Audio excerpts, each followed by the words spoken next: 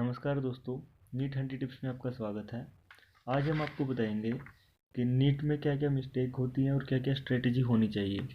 तो आज का जो वीडियो है वो टिप्स फॉर एग्जामिनेशन के लिए है कि कोई भी एग्ज़ाम के लिए क्या क्या टिप्स होनी चाहिए।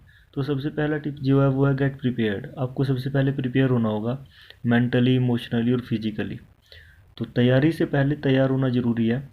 तो मेंटली, इमोशनली और फिजिकली आपको पता होना चाहिए। मेंटली आपको स्टेबल रहना होगा, इमोशनली स्टेबल रहना होगा और फिजिकली आपको अपने आप को एक्टिवेट रखना होगा।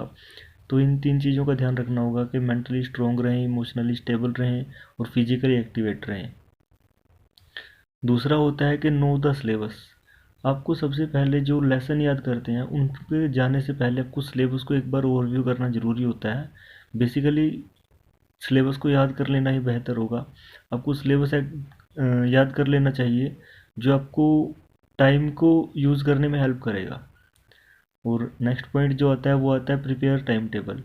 तो टाइम जो है वो सबसे ज़्यादा इम्पोर्टेंट फैक्टर है इसमें। अगर आपने टाइम को मैनेज कर लिया तो आपने आधा काम यहीं पे कर दिया, क्योंकि टाइम हमें फिक्स टाइम मिलता है कोई भी एग्ज़ाम क्रैक करने के लिए।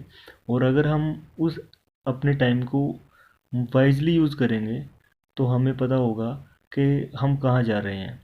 तो इसके लिए आप क्या कर सकते हैं, आपको अपने गोल्स को सेट करना चाहिए और अपनी एक टू डू लिस्ट बनानी चाहिए। आपको विजुअलाइज करना चाहिए अपने गोल्स को कि मैं आज क्या कर रहा हूँ, मुझे 6 महीने में कितना कुछ करना है, अगले महीने में क्या करना है और 5 साल बाद मेरी क्या लाइफ होने वाली है। ये चीज़ें अगर आप हर रोज़ सुबह उठ के एक बार विजुअलाइज कर लेते हैं तो ये चीज़ आसान हो जाती है कि आप अपने टाइम को ईजिली मैनेज कर सकते हैं। फिर आता है कि प्लान होना चाहिए आपके पास। वो यहाँ पे चेतन भगत जी भी बोलते हैं कि a goal without a plan is just a wish. ठीक है ना। तो आपको प्लान करना होगा कि आपको टाइम डिसाइड करना होगा हर एक सब्जेक्ट के लिए कि मैं इस सब्जेक्ट को इतना टाइम दूंगा, मैं और इसके लिए मैं पूरा डेडिकेटेड रहूँगा। You have to stick to it, है ना। तो इस सब्जेक्ट को आपको इक्वल टाइम देना है और हर रोज़ उसको टाइम देना है। अगर पॉसिबल है हो सके तो हर रोज़ उसको थोड़ा थोड़ा रिवाइज करना ज़रूरी हो जाता है। उसके बाद क्या आता है रिवीजन, जो सबसे इम्पोर्टेंट चीज़ होती है। आपने पूरा दिन प्लान किया, आपने एक अच्छा टाइम टेबल सेट किया, आपने पूरा दिन काम किया, लेकिन आपने रिवीजन नहीं की। तो ये वैसे ही है कि आपने एक प्लांट लगाया और उसने उसको अच्छा बीज लेके आया, आप अच्छी मिट्टी में उस बीज को लगाया, लेकिन आपने क्या किया कि उसमें पानी नहीं दिया। तो रिवीजन जो है वो पानी की तरह होती है। अगर आप एक प्लांट को वाटर देते रहेंगे तो उसकी ग्रोथ अच्छी होती रहेगी, लेकिन ओवर रीडिंग हमेशा गलत होती है।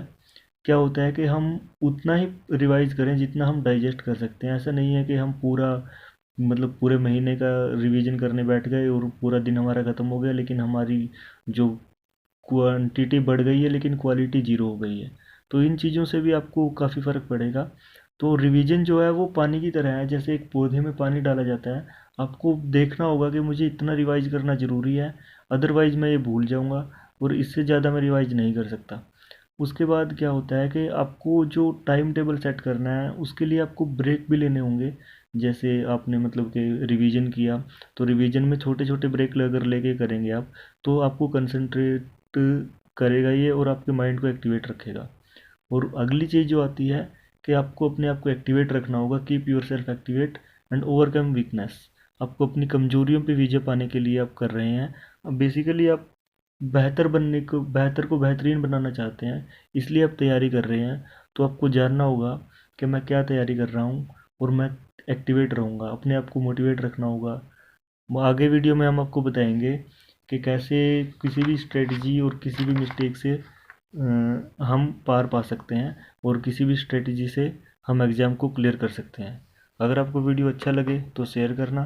Thank you and have a nice day.